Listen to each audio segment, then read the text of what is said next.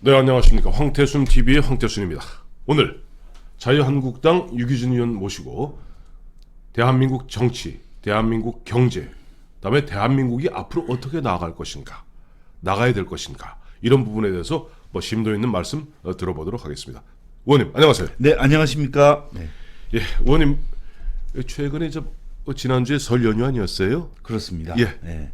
제가 안 그래도 의원님 오신다고 그래갖고 페이스북을 열심히 봤습니다. 네. 봤더니 의원님 보니까 지역에서 정말 열심히 보니까 부산에서도 동구, 서구 보면 복합 선거구 아닙니까? 그런 두 개구가 합쳐져 있죠. 예. 그래서 보니까 두 곳 보니까 열심히 보니까 지역 주민들 만나고 또 보면 부산 시민들 만나면서 어떻게 보면 많은 의견을 청취하신 것 같아요. 네. 우선 여쭤보겠습니다. 이번에 의원님이 직접 확인하신 부산 경남 이른바 PK 또 대한민국의 어떤 민심의 흐름은 어떻습니까? 예. 저희 지역구가 이제 원도심이기도 하고 예. 또 재래시장이 많이 있는 곳입니다. 네네. 그래서 동구 일대에 재래시장 한 서너 곳, 네. 서구 일대 재래시장 한 7, 8곳 이렇게 네. 다녀왔는데 네. 상인들 또 거기 장보러 나오신 그 시민들 네. 또 많이 말씀도 들어보고 예. 또 제 이야기도 들을 기회도 있고 그래서 네. 의견을 나눠봤는데 이전에 비해서는 하실 말씀들을 많이 하고 계셨습니다. 뭐 주된 거는 네. 이런 거였어요. 그 장사 잘 안 되고 네. 또 경제도 상황이 안 좋은데 네. 왜 그렇게 세금은 올리느냐? 이 정부가 경제를 거의 뭐 포기한 거 아니냐? 네. 그 우리 국민들 서민들이 바라는 거는 경제가 잘 돌아가서 네. 그 걱정 없이 네. 뭐 아이들도 취업도 잘 되고 또 그 장사가 잘 돼 가지고 그 경제 활동 문제 없이 되는 이런 것을 원하는데 네. 상황이 그렇지 않다면서 네. 정부의 그 경제 정책에 대한 비판을 아주 가감없이 쏟아내고 있었습니다. 의원님 서울대 법대 졸업하고 미국 뉴욕 물론 여기서 한국에서도 사법고시 하셨습니다만은 뉴욕에서도 변호사 자격증 갖고 계시죠? 그렇습니다. 네. 제가 왜 여쭤보냐 하니까 바로 1990년, 92년이군요. 92년 선거 때 미국에서 클린턴, 그다음에 재선에 도전하는 부시 대통령 두 사람이 붙었을 때 클린턴 당시 후보가 한 유명한 말이 있습니다. Stupid, it's economy. 야 이 바보 멍청아, 문제는 경제야. 이번에 의원님이 직접 부산 지역구에서 느껴봤던 느낌은 야 이 바보들아, 지금 나라 살림이 이렇게 어렵고 일자리도 없고 어려운데 세금을 왜 이렇게 억수만금으로 올리며 일자리는 왜 이렇게 쪼아대느냐, 이 얘기 아니에요 지금? 그렇습니다. 저희는 좀 큰 이제 정치적 담론을 생각해서 뭐 예를 들어 현재 네. 나와 있는 뭐 손혜원 의원 문제라든지 네. 또 김경수 지사 재판 받는 거 또 최근에 그 대통령을 둘러싼 여러 가지 이야기들 그런 걸 좀 준비해서 갔더니 네. 막상 그런 거는 묻지 않고 예. 대부분 이제 먹고 살기 너무 힘들다. 네. 장사 좀 잘 되게 해달라. 예. 경제가 이렇게 해서야 어떻게 우리가 먹고 살겠느냐. 그런 말씀 또 시장에 지금 손님이 없지 않느냐. 그런 말씀들 하셔서 네. 참 송구스럽기도 하고 예. 또 한편으로는 이제 우리가 정치를 하는 이유가 국민들을 편안하게 예. 경제 생활을 할 수 있도록 하는 게 그 하나의 또 목표인데 네. 우리 한국당이 이제는 좀 강한 책임감을 느꼈다 그렇게 좀 예. 말씀드리고 싶습니다. 그렇습니다. 저 보면 사실은 보면 이명박 박근혜 9년 동안은 집권 여당이었습니다만 지금은 어떻게 보면 사풍과 눈보라 휘몰아치는 그 들판에 야당 하고 있지 않습니까? 그렇죠. 그러나 야당이지만은 어쨌든 수권 정당으로서 언젠가 집권을 대비해서라도 항상 시시비비는 정확히 가려줘야 될 거예요. 특히 우리 유기준 의원님 같은 경우는 박근혜 정부에서 해양수산부 장관을 지나신 국무위원을 지나셨던 분이기 때문에 아마 국가 운영에 대해서 보다 더 많은 어떤 느낌이 있을 것 같습니다. 저는 사실 여러 의원님들 또 외부에서 손님들이 황태순 TV에 나와서 출연해 주셨습니다만 오늘 유기준 의원님 같이 친절한 분은 처음 봤어요. 왜냐하니까 오늘 말씀하실 걸 정말 이렇게 제가 나중에 이 부분은 다시 이렇게 띄어서 올리겠습니다만은 잘 안 보이시죠? 허옇게. 요건 나중에 이 편집하면서 다시 따서 넣겠습니다. 자, 이 보니까 의원님 준비해 오신 게 최근 7년간의 실업률 현황 해갖고 준비를 해오셨어요. 한번 네. 설명을 해주시죠. 예, 이걸 봐야 되니까요. 예, 예. 이렇게 하면 보일 수 있을까요? 이게 아닌가 허옇게 봐요? 나와요. 아, 그러면 그냥 예. 보고 하겠습니다. 예, 예. 최근 7년간, 그러니까 2012년부터 네네. 2018년까지 네. 이제 실업률을 이렇게 조사를 했는데 네. 그 동안에 3%대 하단부터 시작해가지고 네. 쭉 이렇게 올라오다가 지금은 이제 18년 네.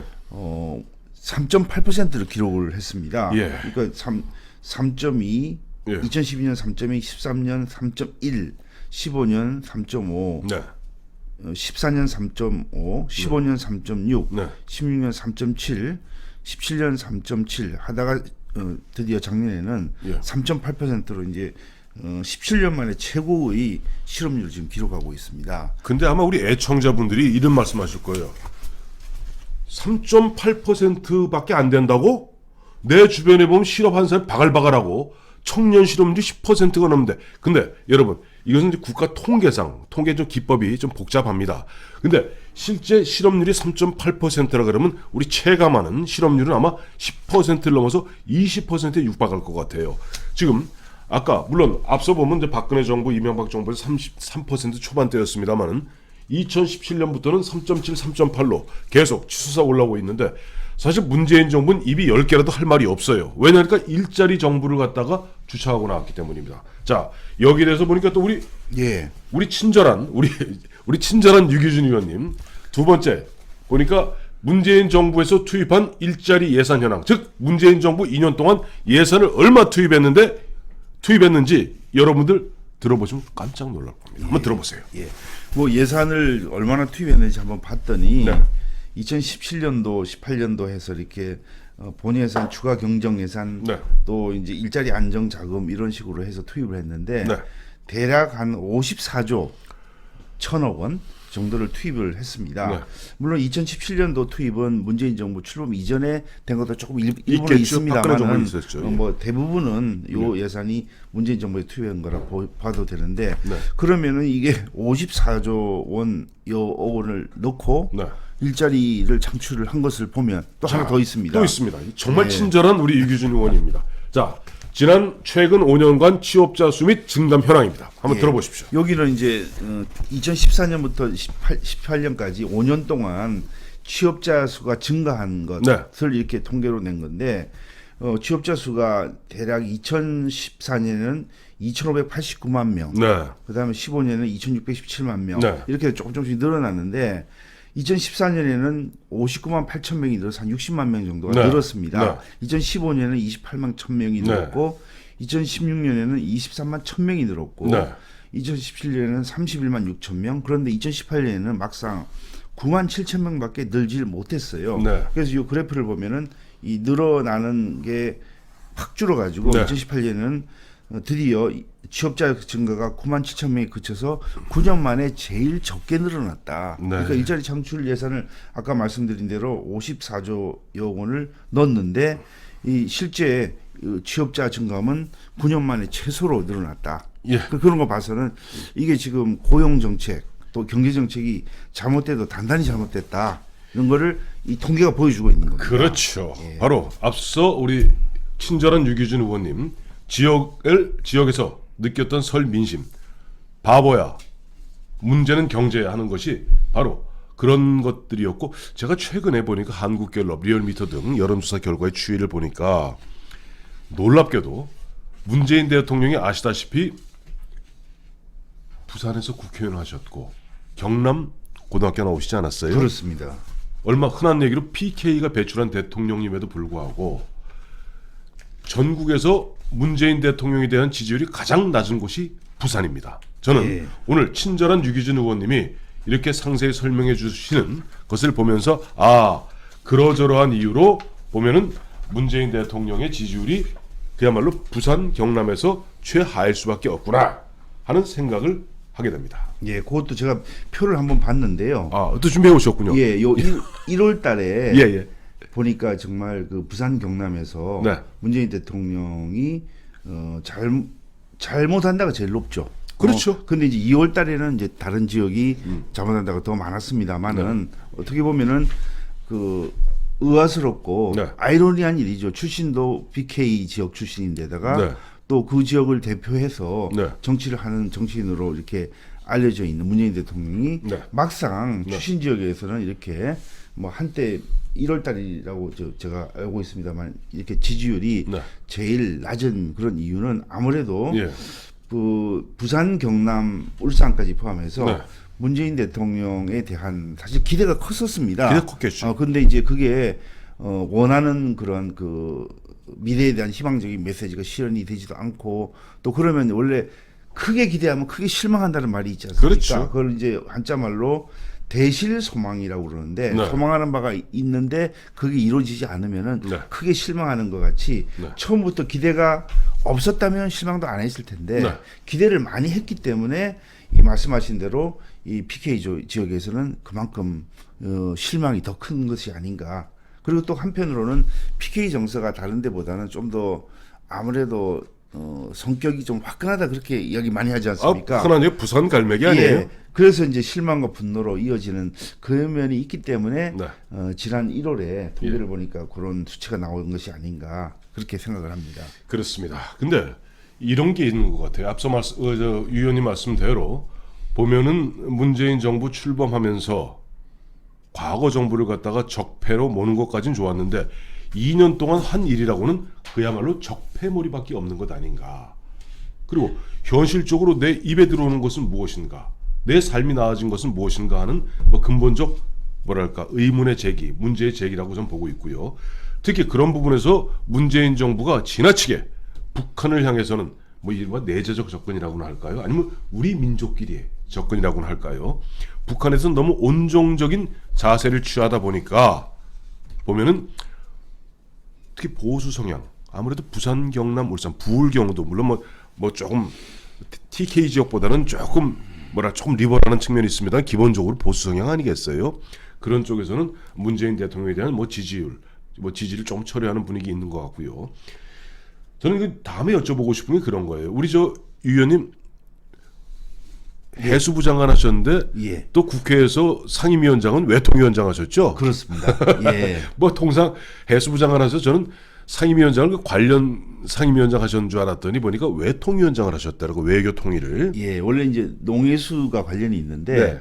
사실 농해수위원회는 농업이 뭐 주된 거고 그렇죠. 해양수산은 뭐 있긴 합니다만은 네. 그렇게 많은 비중을 차지하지 못하고 있는 네. 그런 측면도 있고 네. 또 제가 국회에 와서 네.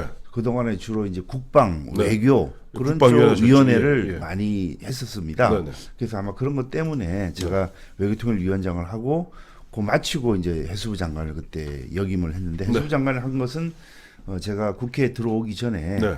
해양수산 전문 변호사를 부산에서 예. 오래 했었습니다. 네. 그래서 그런 이유로 해서 아마 전문성이 있다고 그래가지고 그 해수부 장관을 한 것으로 그렇게 알고 있습니다. 제가 사실 의원님께 여쭤보고 싶은 건 해수부 장관 때를 여쭤보고 싶은 것이 아니라 외통위원장을 하셨기 때문에 지난 연말이든가 올해 초이든가 제가 정확히 기억 안 납니다만 작년에 문제가 되었던 것이 북한 석탄 네. 밀반입 문제입니다. 뭐 기억하시겠습니다만은 우리 애청자 여러분들 북한 석탄을 갖다가 뭐 누구도 책임 있는 얘기 안 하고 우물우물 하는데 어쨌든 간에 북한에 대한 유엔 안보리에 의한 뭐 제재, 미국의 단독 제재는 꽉 묶고 있는데 우리가 슬그머니 러시아로 뺀 것을 갖다가 슬그머니 들여오는 그래서 흔한 얘기로 그 일본 말 써서 좀 죄송합니다. 팜프라치 한다 하나요? 이렇게 좀 속여갖고 디스가이즈 한다고 그러고 그래 북한산 석탄을 갖다가 우리가 밀반입해서 이쪽에서 떼고 있는 것이 아닌가. 그래서 한때 나왔던 얘기에 거의 관련된 7개 은행에 대해서 미 재무성이 흔한 얘기로 뭐 좀 제재를 가할 그런 조짐도 있는 것 아닌가 하는 그런 게 있었는데 우리 유 의원님이 그냥 그 특위 위원장 맡으셨죠. 그렇습니다. 제가 이거 한번 이것도 우리 친절한 유기준 의원님도 준비해 오셨어요. 북한 석탄 이제 글자 보이나요? 먼저 북한, 그거 말고 그거 조금 이따 설명드리고요. 이제 제가 이제 위원장을 맡았던 그 한국당의 이제 석탄 특위가 작년 8월에 이제 발족해서 이제 국민들이 많은 의혹을 갖고 있던 북한산 석탄이 정말 한국에 반입했느냐 그때는 이제 처음에 의혹 수준이었는데 네. 우리가 발족을 해서 이 문제를 집중적으로 이렇게 파헤쳐서 네. 외통위 소속 의원들, 예. 또 산업통상위원회 소속 의원들, 네. 또 기획재정위원회, 그 농림축산수산위원회 네. 위원님들을 이게 많이 우리 당 소속 의원들과 함께 이제 그 하나의 그 특위를 만들어 가지고 거기서 TF, 이제 많은 이제 여러 가지 조사, 네. 추궁 이런 것들을 했었는데 네.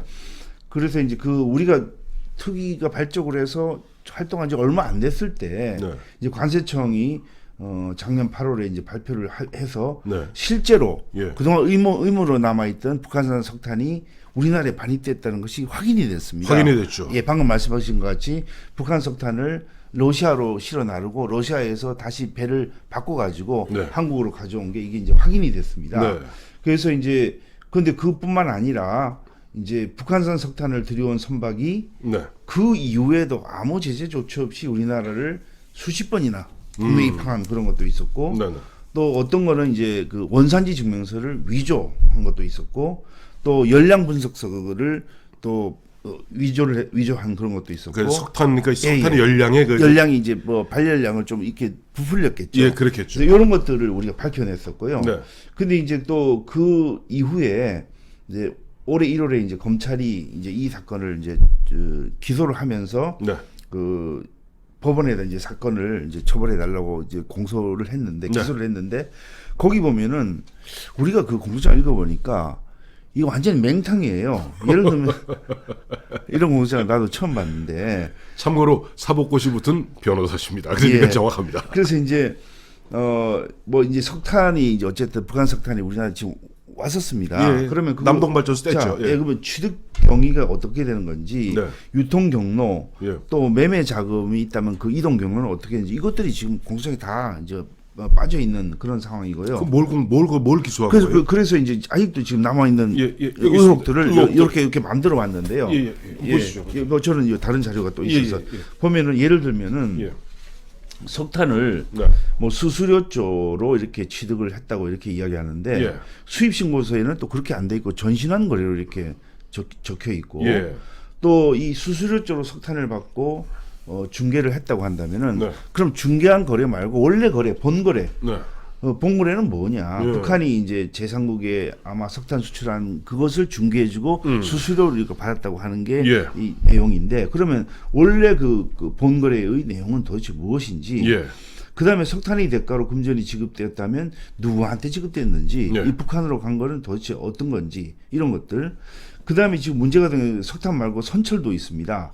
그 예. 석탄 및 선철을 어떤 방법으로 이제 구했는지에 대한 구체적인 내용도 지금 빠져 있고 또 처음에 북한산 석탄 이 수사를 할 때 경찰이 수사할 부분이 있고 이 그 관세청이 수사할 부분이 있는데 예. 그 경찰이 수사할 부분에 대해서는 처음 이 경찰을 배제시키는 바람에 경찰이 수사를 하지를 못했습니다.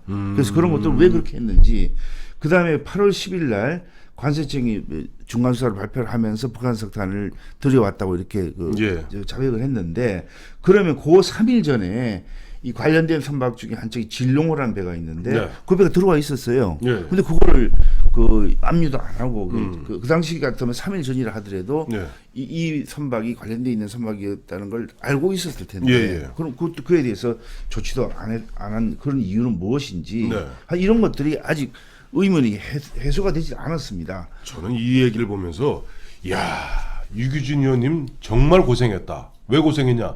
잘 생각해 보세요. 지난해 2018년은요 4월 27일 문재인, 김정은 두 사람이 판문점 보도다리에서 쏘곤쏘곤 얘기했고 5월 거쳐서 9월 19일은 문재인 대통령이 평양에서 15만 인민들이 모인 가운데 평화가 왔습니다. 통일이 됩니다. 우리 우파 진영의 많은 국민들이 걱정하는데 과속 스캔들을 하고 있는 그런 분위기에서 사실은 아까 말씀하신 8월달 이때는 대한민국 분위기 자유한국당은 솔직히 말해서 6.13 지방선거에서 참패해갖고 오늘 내일 간판 내리는 분위기였고 그 다음에 그야말로 문재인 정부는 과속 스캔들을 갖다 하고 있던 중이었습니다. 자, 지금 우리가 지금 유 의원님 말씀하셨던 석탄 밀반입에 풀리지 않는 의혹들 이거 지금 일단 키핑해 놓습니다. 예, 예. 키핑해 놔야 됩니다. 왜? 그렇습니다. 예. 이거는 언젠가 밝혀집니다. 자, 그렇다면 현재 문재인 대통령의 어떤 안보 관련에 대해서 아무래도 외통위원장 하셨으니까 보면 한번 짚어주시죠. 이것도 우리 예. 친절한 우리 유기준 의원님 또 예. 문재인 안보 관련 문제 어록. 예, 문재인 정부의 안보 관련 문제 예. 이렇게 되겠습니다. 사실 작년에 이제 두 차례 사실 남북 정상회담을 했었죠. 그렇죠. 그다음에 이제 원래 한 번은 더 있는데 그 살짝 했으면 몰라요. 원래 5월 때 그런가요? 살짝 만났어요. 예, 저는 두 번으로 알고 있습니다만은 또 그다음에 이제 그 북미 정상회담도 싱가포르에서 6.12 정상. 예. 6.12 예. 그 지방선거 하루 전에 네네. 그렇게 하지 않았습니까? 근데 그때 미북 정상회담이라든지 남북 네. 정상회담을 하는 근본적인 이유는 네. 북한 핵 무기 폐기를 어떻게 할 비핵화죠. 것이냐. 그렇죠. 그게 이제 주된 이슈가 돼야 되는데 사실은 이제 북한 핵 폐기에 대해서는 실질적으로 단 한 걸음도 나가지 못했다. 그렇죠. 지금까지. 그래서 그거 하면서 이제 했던 여러 가지 말들이 있습니다. 예를 들면은 그 2017년 12월 19일 날 네. 미국 MBC 방송과 인터뷰하면서 문 대통령께서 북한의 존재로 인해서 불안하거나 안전에 침해가 있었던 적은 없었다. 도대체 이건 누가 어떤 근거로 이런 말씀을 하시는 건지, 북한 때문에 안보가 불안하고 북한이 핵무기를 만들어 가지고 한반도뿐만 아니라 전 세계 평화가 위협을 받고 있는데 어떻게 이런 이야기를 하시는 건지.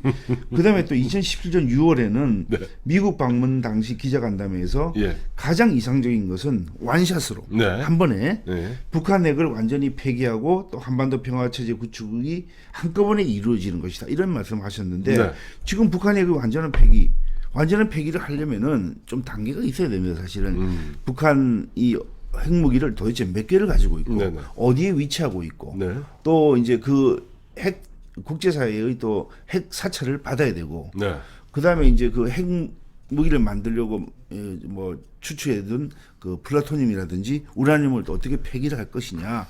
그다음에 그 무기를 만드는데 핵과학자들이 있지 않습니까? 그러면 이거 다 폐기한 다음에는 핵과학자들은 어느 곳으로 보낼 것이다. 소위 소개를 어느 쪽으로 할 것이냐. 재취업도 하고 이런 것들을 이런 다 거. 해야 되는데 이게 한 번만에 이루어질 수는 없는 일인데 이걸 이렇게 자신 있게 그때는 이렇게 이야기를 했습니다. 이것도 이해가 안 되는 것이고 그래서 또 청와대 관계자는 작년 8월 14일 8월 중순에 네. 북핵 이슈에 대해서는 이 하나하나 푸는 게 아니고 이게 단계별로 하는 게 사실은 맞는데 이걸 하나 하는 게 아니고 고르디우스의 매듭을 끊어버리는 거. 이게 왜 그 알렉산더가 탁 끊었다는 거예요. 그렇죠. 이게 너무 이렇게 엉켜 있으니까 이걸 푸는 사람을 어떻게 하니까 바로 칼을 탁 끊어내듯이 그렇게 해야 된다. 이렇게 이 말은 맞지만 이게 안 되지 않습니까? 거기다가 올해 작년 12월 달에 예. 김 위원장 답방 관련해서는 모든 국민이 쌍수로 환영해 줄 것이라 믿는다. 국민이 불편 처리되는 있으면 국민이 양해해 주셔야 된다. 이거는 도대체 이해가 안 됩니다. 이게 국민 모두가 여기에 대해서 왜 이렇게 해야 되는 건지 그거 반대하는 사람도 있을 테고 또 우려되는 목소리를 김정은이한테 전달하는 게 그게 오히려 더 중요한 거 맞는 아니겠습니까? 말씀이죠. 근데 이렇게 해서 너무 이상주의적인 돼 있는 거 아닌가? 응? 예, 그리고 문제는 이게 이대로 이루어져야 되는데 이루어지지 않은 이게 더 문제인 거죠. 예, 맞습니다. 그 말씀하신 대로 특히 이제 보면 지난해 12월 2일 얘기했던 쌍수를 들어 환영해야 된다라고 이야기하다 보니까 대한민국에 어떤 일이 있었습니까? 광화문에서 백두층송위원회가 위인 맞이에 한마디로 진짜 기도 안 찬 얘기들이 벌어졌는데 그 기도 안 찬 얘기의 일환이 아까 말씀하셨던 예. 지난해 9월 19일 문재인 대통령이 북한에 가서 보면 그 15만 인민들 앞에서 이야기하면서 그 후속으로 뭐냐니까 남북 군사 분야 합의서를 갖다가 채택했어요. 사실 많이 대한민국의 안보를 걱정하는 많은 사람들은 왜 북한은 비핵화의 빗자도 안 꺼내고 있는데 우리 스스로 먼저 그야말로 무장을 풀고 창을 내려놓느냐 방패를 내려놓느냐 걱정하는데 이 또한도 보니까 우리 친절한 유기준 의원 남북 군사 분야 합의서 문제점을 또 상세히 정리해왔고요. 제가 우리 유 의원님께 부탁드리고 싶은 것은 오늘 그 준비해 오신 패널을요. 나중에 저희한테 기증해주고 가십시오. 앞으로 두고두고 써먹어야겠습니다. 네, 그렇게 하겠습니다. 정리가 잘 됐습니다. 자, 네. 이거 한번 설명해 주세요. 예, 이거는 이제 남북 군사회담 군사 분야에 있어서 합의가 네. 있었는데 네. 이제 그 하나하나 조목조를 먼저 말씀을 드리면 네. 해상 적대 행위 금지 구역을 예. 이제 설정, 소위 말 평화수역을 설정하면서 네. NLL의 그 남쪽으로는 한 85km, 네. 북쪽으로는 50km를 설정해서 그 지역은 이제 소위 말해서 이제 더 이상 이제 그 방어 안 해도 되는 그러니까 한마디로 무장을 해제하는 사실상 무장 해제입니다. 예, 그렇게 하는 지역으로 선포를 했는데 네. 이제 이게 첫 번째. 그다음에 두 번째는 먼저 지적을 할게요. 이제 이거는 실질적으로 NLL을 포기한 그런 것인데 예. NLL은 우리가 이제 북방 한계선이라서 우리로는 더 이상 못 가는 반대로 이제 북한 입장에서는 더 이상 남쪽으로 못 오는 그런 선으로 오랫동안 서로 인정을 했었습니다. 해상 그렇죠. 분계선이죠, 사실은. 그렇죠. 근데 우리가 6.25 전쟁이 끝났을 무렵에는 북한 앞바다에 있는 섬 대부분을 우리와 유엔군이 점령을 하고 있었어요. 대표적으로요. 우리 예. 옛날 임진왜란 그 전에서 모문용이라고 명나라 장수 있지 않습니까? 네네. 그 모문용 있다가 그저 압록강 앞에 어느 섬이 있었습니다. 가도라고. 네네. 가도까지 죄송합니다만 대한민국 유엔군 해군들이 다 점령했었습니다. 그렇습니다. 그런데 이제 뭐 심지어는 그 남포 앞바다에 있는 그렇죠. 섬이라든지 모두 싹 점령했어요. 다 점령을 했는데 이것을 그러면 이제 정전 협정을 해야 되니까. 그러니까요. 그래서 이제 전에 이제 대략 한 38도선을 아마 기준으로 했을 겁니다. 클라크선이에요. 예, 거기 기준으로 해서 북쪽에 있는 것은 북한에 반환을 했고 그러면서 이제 그 더 이상 그 남쪽으로 내려오지 못하는 선을 NLL을 해서 네. 서로 이제 한 오랜 기간 동안 존중해서 더 이상 그 선을 둘러싸고는 말이 없었는데 최근 몇십 년 사이에 북한에서 이제 그에 대해서 여러 가지 도발도 하고 또 그 무력 분쟁도 좀 있었고 그러면서 이게 이제 자꾸 이제 침범을 하려는 시도가 북한으로부터 있었는데 네. 그런 면에서는 이게 이번에 그 NLL을 포기한다면 앞으로 네. 그런 문제가 생기게 되는 게 우리가 어떻게 방어를 할 것인가 이런 아주 실질적인 문제 봉착을 예. 할 수밖에 없고요. 네. 그 다음에 또 하나는 그 비무장지대 DMZ의 네네. 관할권은 현재는 이제 우리가 유엔군 사령부에 있습니다. 유엔사에 있습니다. 예, 그런데 이제 국방부에서는 유엔군 사령부와 50회에 걸쳐서 협의를 실시했다고 그러는데 이게 협의 내용이 아니고 사실은 동의 또는 허가를 받아야 되는 그런 내용입니다. 그렇습니다. 근데 이거 동의가 지금 받는 이유 이제 불확실한 그런 상황이고 예. 그 다음에 이제 그 DMZ 그 일대에 네. 그 노프라이 존 네네. 그러니까 그 비행금지 구역. 비행금지 구역을 설정을 해서 이게 거기 이제 정찰 같은 걸 못 하도록 하는 그런 것을 말하는 건데 그러면 비행금지 구역 설정은 북한의 일방적으로 유리한 결과가 되는데 네. 이 DMZ 정찰 능력은 우리하고 미국이 북한보다 월등히 압도적입니다. 압도적이거든요. 그런데 북한은 거의 못하고 있는 상황인데 이걸 만약에 비행금지 구역으로 한다고 그러면은 우리 눈 가린 거예요. 정찰 활동 제한으로 안보 공백이 생길 수밖에 그 없는 이리- 거죠. 우리- 맞습니다. 우리만 들고 산다 딱 그렇게 그래요? 되는 예. 거죠. 그리고 이제 또 하나는 비무장지대에 이제 지피가 설치되어 있는데 네. 거기 이제 북한은 한 160여 개, 네. 우리는 한 60여 개 이렇게 설치해 있는데 거기를 동일한 숫자 11개씩 시범 철수한다고 돼 있어요. 자, 굳이 그러면- 하자면 동일 비율로 해야죠. 그렇죠. 그러면 11개를 하면 우리는 60개가 있다고 하면은 뭐 한 50개 50개 정도밖에 안 남는 것이고 북한은 11개를 철수해도 150여 개가 그대로 있는 건데 나중에 빼다 보면 우리 한 개, 걔네들 얼마나 그렇죠. 100개 남습니다. 말씀하신 대로 비율로 할 것도 아니고 북한이 하지 말아야죠. 몇 배로 철수를 해야 그게 맞는 거죠. 그래서 맞죠. 이 같은 숫자로 줄이면 말씀하신 대로 대북 경계망에 이 구멍이 생기는 건데 이것을 이렇게 문제가 있는데 이걸 지금 합의를 해서 일부는 이행을 하고 있고 그래서 지금 안보에 심각한 불안이 초래되고 있는 것입니다. 저 이제 의원님 말씀드려서 우리 황태순 TV에서 저와 김영광 실장이 계속 얘기하는 게 바로 이 문제였습니다. 이 문제였는데 보세요. 지금 북한의 비핵화하고 이제는 미국 하도 보니까 우리가 보면 흔한 얘기로 우리가 보면 오히려 미국 보러 아니 우리가 좀 걱정되니까 당신들이 좀 신경 써주셔. 그게 아니라 우리가 오히려 문희상 국회의장 이번에 미국 가서 낸시 펠로시 미 하원 의장 만나서 무슨 얘기했어요. 오히려 낸시 펠로시가 우리 안보를 걱정해주고 있는데 우리가 이거 북한은 걱정하지 마세요. 비핵화합니다. 그러니까 낸시 펠로시 얘기가 아이고 나도 기분 같아서는 당신들 그 소망대로 이루어지길 바라나 나는 그렇게 생각하지 않습니다. 낸시 펠로시는 공화당이 아닙니다. 민주당입니다.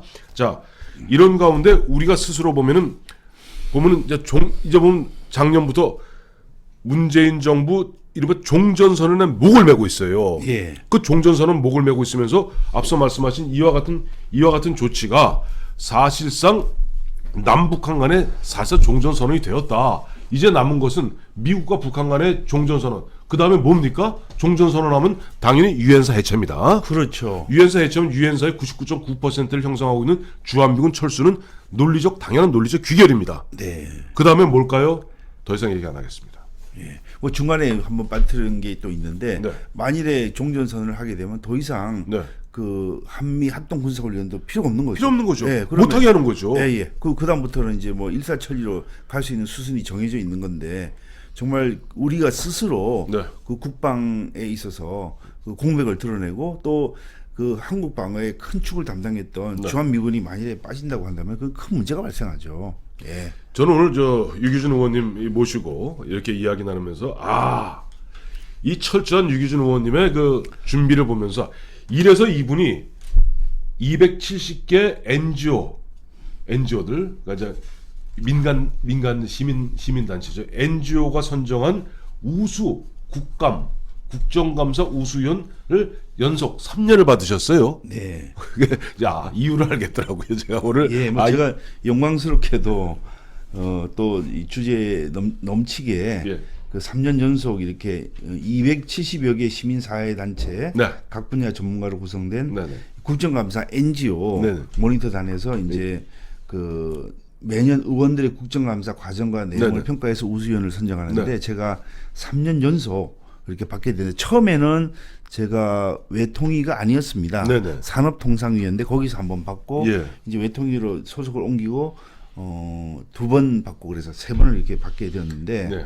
뭐 제가 다른 것보다는 정부 여당의 외교 안보 정책 문제점을 지적하고 네네. 또 요즘은 단순히 지적만 해서는 되지 않지 않습니까? 그래서 어떤 게 대안으로 필요한지 구체적 대안을 제시해야죠. 예, 예. 그러니까 보완하기 위해서 이렇게 노력했고 또 말씀드린 대로 북한산 석탄 도입 의혹을 중점적으로 파헤치면서 국민들의 알 권리를 이렇게 충족시켜 주려고 노력했던 것이 NGO 모니터단에서 좀 좋은 평가를 받았던 것 같습니다. 예. 아이고, 하여튼 저 보니까 오늘 유기준 의원님 사실은 뭐 보면은 뭐 저하고 뭐 대학도 보면 같은 시기에 뭐 우리 유 의원님은 이제 법대를 다니셨고 저는 영문과를 다녔는데 그때는 뭐 사실 몰랐어요. 저는 근데 오늘 이제 처음 뵙게 됐는데 오늘 이렇게 철저하게 준비하시고 뭐 매사에 최선을 다하시는 모습 보면서 정말 보면은 NGO에서 선정한 우수 의원 되실 만하다라고 느끼면서 이제는 조금 껄끄러운 질문으로 들어가겠습니다. 예. 긴장되시죠? 예, 긴장이 되네요. 자, 뭐 긴장하실 거 없고요. 보니까 이거는 우선 우리 유 의원님이 보니까 최근에 ABC 운동을 갖다가 전개하고 계세요. 네. ABC가 뭔가 했더니 앞으로 이것이 자유한국당이 수권 정당으로 나가기 위해서 이런 정당이 되어야 되는 것 아니냐 하는 뭐 그런 취지의 말씀 같아요. 그렇습니다. 예. 그 이제 최근에 이제 문재인 대통령 지지율이 떨어지고 또 네. 민주당 지지율도 떨어지면서 네. 사실은 제1야당의 지지율이 상승해야 되는 그런 어떻게 보면 제로섬 게임이 돼야 되는데 그렇죠. 이렇게 왔다 시소가 타듯이. 예. 예, 근데 이제 문재인 대통령 지지율이 떨어지는 것만큼 한국당 지지율이 올라가지 않았습니다. 그렇죠. 이렇게 원래 보면 예. 이렇게 되는데 좀 예. 내려오는 건데 이게 아직 이래요. 예, 그래서 이제 그거는 왜 그런가 예. 봤더니 이제 자유한국당의 이미지가 네. 아직은 이제 그 대한정당, 차기 수권 정당으로서 네. 국민들이 인정을 안 해주시는 게 제일 크다고 생각합니다. 네. 근데 거기는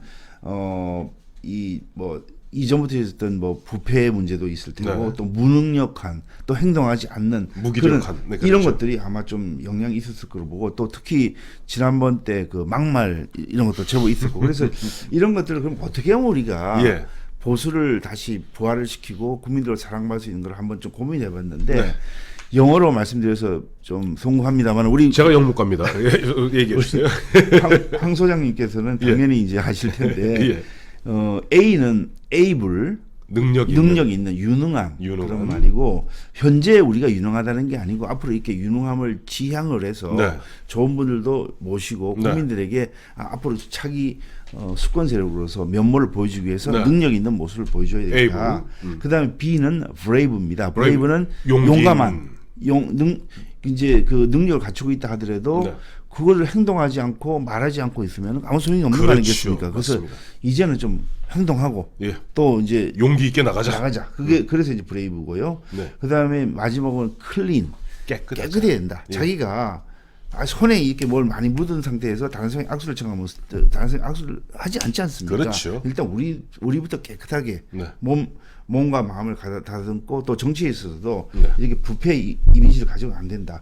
그래서 이 ABC 운동을 이렇게 시작을 하게 된 것이고 네. 이것은 결국은 당이 지지부진한 지지율도 좀 회복을 하고 네. 또 정통 보수 야당으로서 그 가치를 다시 재정립하면서 네. 이 구체적인 대안을 모색하는 그런 활동하는 보수, 용감한 보수 이런 것 때문에 이제 ABC 운동을 하게 된 것입니다. 그렇죠. 이제 ABC 운동인데 이제 얼마 안 남았어요. 2월 27일이면은 네, 그동안 한 9개월 가까운 어떻게 보면 비상 사태, 비상 기간, 응급 조치의 기간을 거쳐서 제대로 된 어떻게 보면 자유한국당의 새로운 리더십이 자리 잡게 됩니다. 그때 모르겠어요. 지금 세 분 나와 계시죠. 황교안, 다음에 1번 이거 기호순입니다. 요즘 이런 거 굉장히 조심해야 돼요. 1번 황교안, 2번 오세훈, 3번 김진태 이 세 분이 나와서 이제 경합을 벌이면서 그야말로 뭐 A, B, C, 에이블 능력 있고 브레이브 용기 있고 그다음에 C, 클린 깨끗한 예. 그런 정당으로서 국민들의 어떻게 보면 우파 국민들의 또 전체 국민들의 어떤 여망에 좀 뭐랄까 부응해줘야 될 텐데 저희가 정치 평론하는 사람 입장에서 결국 이번에도 보면은 얼마 전에 뭐 아마 제 생각에는 아마 우리 저 유 의원님보다 조금 저 법조 약간 후배일 것 같은데 네. 유영하 변호사가 예, 옥중에 있는 박근혜 전 대통령의 옥중 메시지를 전달하면서 사실은 보면 조금 이 자유한국당 전당대회 이른바 박심 논란 예. 또 구체적으로 박심이라기보단 박근혜 전 대통령, 박근혜 당시 대통령 탄핵을 둘러싼 어떤 이 문제에 대해서 뭔가 서로 간에 전선을 형성하는 것 같아요. 그래서 네. 과연 유영하 변호사의 옥중 메시지를 어떻게 우리가 평가해야 될 것인가 하는 문제하고 두 번째는 결국 아마 제 기억에는 우리 유 의원님이 지난해 그 원내대표 경선에 참여하시면서 박근혜 전 대통령 탄핵 재조명이 필요하다라고 말씀하셨는데 과연 어떤 부분에서 우리가 박근혜 전 대통령은 과연 자유한국당 보수 우파에게 무엇이었고 우리가 어떤 부분을 갖다가 어떻게 정리해야 될 것인가 하는 부분에서 짧게 좀 설명해 주시죠. 예. 근데 유영하 변호사가 이제 그때 종편에 나와서 네네. 그 뭐라고 이제 이야기를 했는데 그게 과연 이제 박 전 대통령의 의중인지는 조금 더 지켜봐야 될 거다. 네. 이제 보통 그런 경우에는 우리가 좀 확인하려면은 네. 대리인이라는 증명을 제시하고 내가 이 말을 한다 이렇게 해야 되는 건데 예. 과연 그거 맞는지를 한번 좀 지켜볼 필요가 있다고 유영하 변호사 유일한 대리인인 걸요 지금. 그러니까 한번 그거는 이제 제가 이제 예. 좀 신중해지자는 네. 그런 뜻에서 그렇게 말씀을 드리는 건데 네. 이게 이제 그 뭐 지금 한국당은 사실은 제가 지난번에 원내대표 경선에 임하려고 했습니다만은 네. 그 많은 의원들 한 100명 이상의 의원들을 제가 만나봤습니다. 예. 근데 어느 의원도 자기가 어느 계파에 속한다고 이렇게 말하는 의원들을 제가 보지를 못했습니다. 이제 사실상 우리 당의 계파는 이미 해체돼 있는 것이고 네. 또 그걸 옛날에 그 과거의 흔적이 있을지 몰라도 지금 현재는 전혀 없는 것이기 때문에 그 계파적 시각에서 이런 것을 보는 것도 저는 맞지 않다고 그렇게 생각을 하고 있습니다. 네. 그리고 말씀드린 대로 이제 과연 이게 박근혜 네. 전 대통령의 의중인지도 조금 지켜봐야 될 필요가 있는 것이고 예. 그러나 이제 저는 이런 말씀을 드리고 있습니다. 우리 국민들이 정치인으로부터 네. 또 정치로부터 듣고 싶어하는 것은 미래에 대한 희망의 메시지, 네. 미래에 대한 그 앞으로 국민들께 정치가 어떤 활동을 해서 좋은 정책이 시현되는 이런 것을 듣고 싶어하는 거지. 네. 과거 이야기를 계속해서 한다면 그건 좋지 않은 거라고 그 다들 느끼고 있거든요. 네. 그래서 지금 아까 그 문재인 대통령이 집권하고 나서 좀 적폐 네네. 가지고 지금 너무 오래 해서 네네. 국민들이 안 그래도 여기에 대해서 피로감이 호소하고 있는데 네. 그 듣기 좋은 꽃노래도 하루 이틀이지. 그렇죠. 계속 이렇게 하면 좋지 않지 않습니까? 그래서 저도 이 부분을 뭐 이러니 저러니 말하는 건 좀 오늘 이 자리에서 적절하지 않다고 생각하고 예. 오히려 반대로 그 우리 당이 이제 그 많은 의원들이 더 이상 어느 계파에 소속돼 있다 이렇게 이야기도 안 하시는 마당이는 그런 상황이라서 국민들이 제일 야당으로서 필요한 네. 건전한 현재 정부에 대한 견제, 감시, 비판 더 나아가서 어떻게 대안을 A, B, 하면은 C. 수권의 모습을 보여주는 이게 더 중요하다고 보고요. 그래서 저는 이제 박근혜 대통령 탄핵 재조명을 지난번에 말씀을 드린 적은 있습니다만은 이 부분은 네.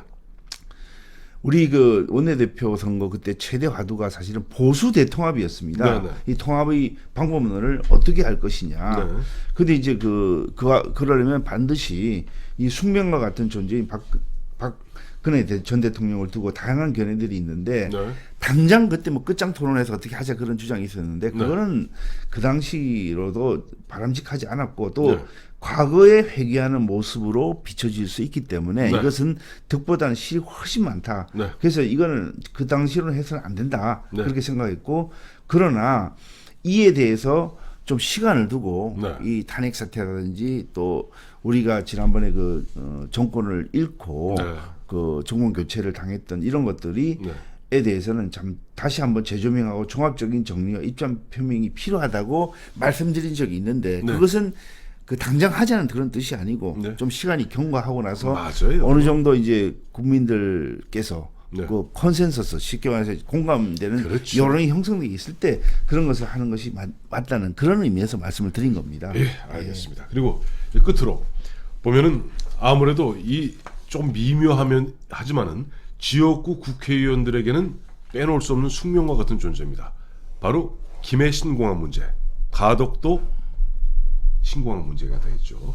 아시겠습니다만은 그 보면 예전 이게 아마 처음 얘기 나왔던 것은 노무현 정부 때부터 얘기 나왔었을 거예요. 그 보면 기존의 김해 국제공항이 어떤 용량이 한계에 찼기 때문에 이걸 뭔가 신공항을 만들어야 되는데 당초는 부산 앞에 있는 가덕도로 갈 것인가 아니면 경남의 밀양으로 갈 것인가 갖고 거의 대박이 터지기 10년 가까이 싸웠습니다.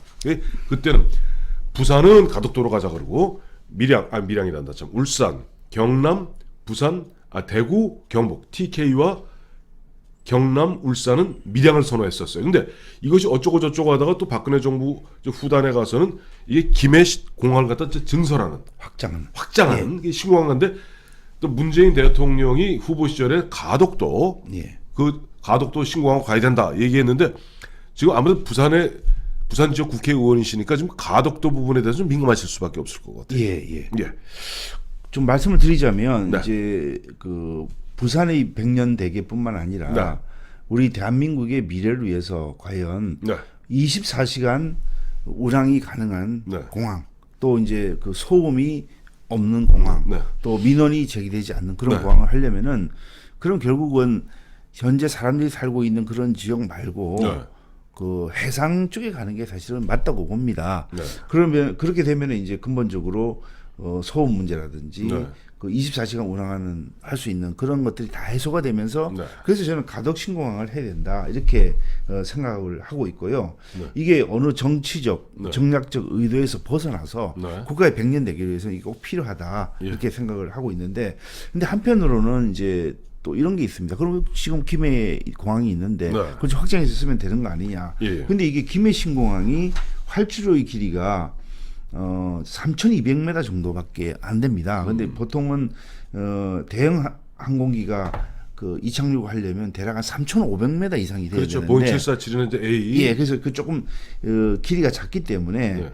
이거 그리고 또 운항 횟수도 예상 수요에 비해서는 현재 좀 적게 네. 설계돼 있어가지고 근본적인 문제 해결을 위해서는 가덕 신공항을 해야 된다 그런 입장인데요.